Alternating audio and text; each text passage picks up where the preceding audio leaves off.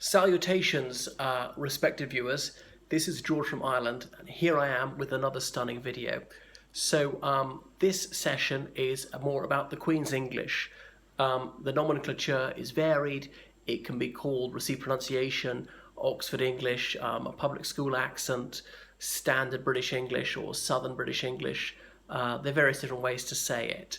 But I'm using as a title the one which is probably the most eye-catching, the Queen's English, as in this is the way Her Britannic Majesty was supposed to speak in the British royal family for the past few centuries, since they switched from German in the 1720s. So this accent is found most commonly in the southeast corner of England, but there are people all over the British Isles who speak like this. Admittedly, fewer and fewer the further one goes from there, or people from that part of the world who've gone to live in other places like Hong Kong or wherever it may be, Spain, or people who've been educated in the United Kingdom but then returned to their home country, which might be the UAE or Russia. So one of the notable features is the long vowels, and they're particularly notable in the names of some countries, like France. In Northern English accent, it would be France, or Austria. Now, a generation or two before, it would seem to be really exaggerated, like saying Austria. If you see the film The Third Man, there's a superb example of that, an army officer who speaks with that real cut-glass accent saying Austria.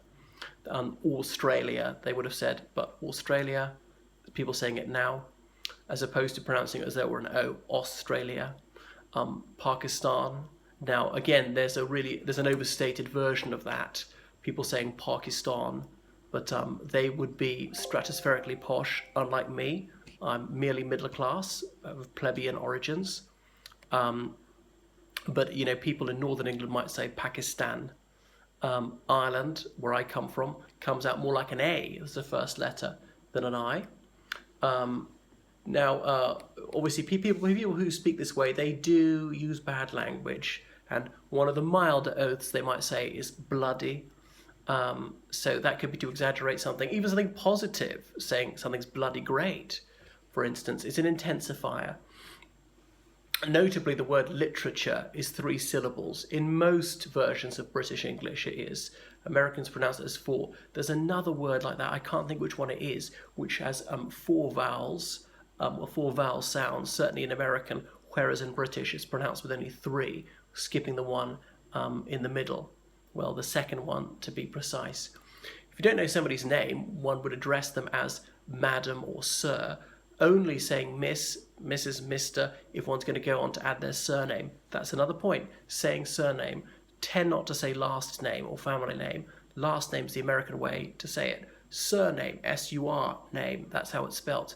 A bit meaning like S-I-R, like as though it's the man's family name. Now, saying Christian name for first name, that's falling into abeyance. In the United Kingdom, one can no longer assume that people are all Christian, even from a nominally Christian background. A lot of people are not baptized at all. There are many Muslims and Hindus and so forth. Previously, people assumed that all these Christian names came from the Bible or were saints or Christian virtues. Another thing is saying dinner jacket, not saying tuxedo. In the proletarian versions of British accents, people say that. Dinner jacket, sometimes saying DJ, not to mean disc jockey, although it can mean disc jockey in other contexts. Oh my word, an expression of surprise, either good or bad. And then this custom emerged, so I heard in Trinity College, Cambridge, in the late 19th century, of ending various nouns, just ER, like brekker for breakfast, rugger for the sport rugby, avoids confusion with the town or the school of rugby, where the sport was invented. Tucker, that just means food, it's a snack. Tuck, they used to say tuck shops at school.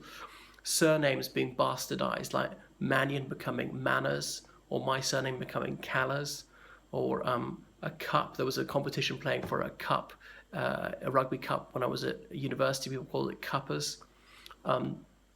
Incidentally, the evening meal is dinner. People seldom say supper, be a special context like sock suppers at Eton.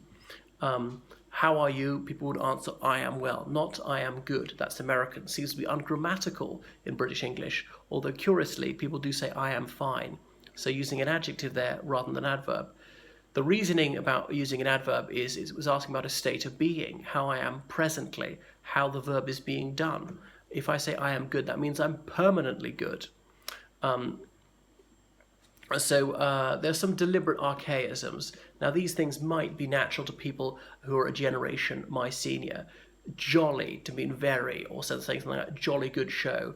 Haven't heard that since the 90s. Jolly not just necessarily meaning cheerful, saying you jolly well should, which means you certainly ought to.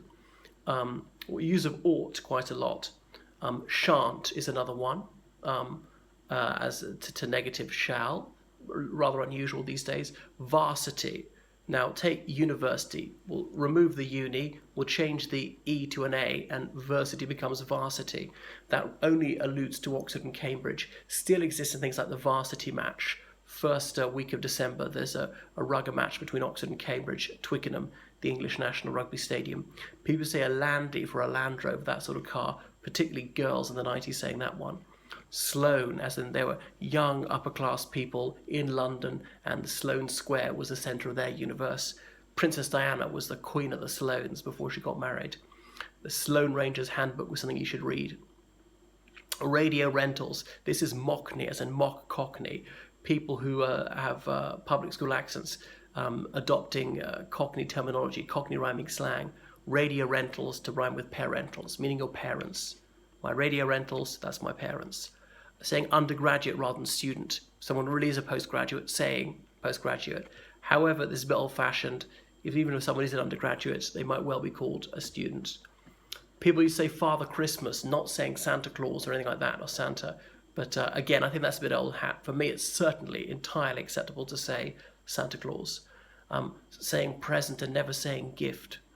And many people were snobbish and would despise those less fortunate themselves, call working class people plebs, which is a bigoted thing to say. I haven't heard it for quite a few years. I suppose chav is the modern equivalent, and just as opprobrious. Not saying uni, short for university. So that's all for the moment. A few examples of the Queen's English, including its argot.